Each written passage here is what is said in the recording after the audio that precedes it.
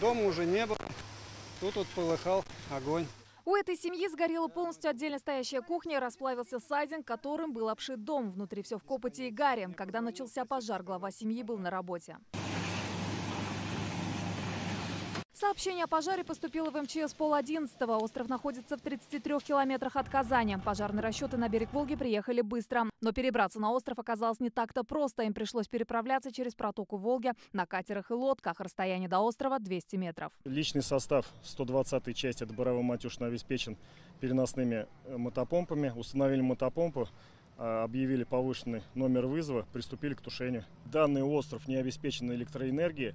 Значит, наиболее вероятное неосторожное обращение с огнем будет причина. Воду из реки перекачивали 2 мотопомпы. Пожарные использовали 5 водяных стволов. С другой стороны берега огонь тушат при помощи катера. От него проложили магистральную линию. Предварительная площадь пожара более 200 квадратных метров. Местные жители несли свои огнетушители и помогали огнеборцам бороться с пламенем. Зельфира Хайруллина увидела густой черный дым из окна и выбежала на улицу. В это время, говорит, услышала хлопки. С ее слов было 3 взрыва. Газовые баллоны взрывались. Как раз мы подходили, и был такой сильный взрыв, что прям за уши. Плохо было, что ветер перекидывался на деревья, прям это вообще страшно. Ну, целый такой факел из березы. Когда там отстаивали дома, взорвался баллон. И с этого баллона осколки полетели на соседние дома, и тогда мы уже не смогли. Я в городе работал.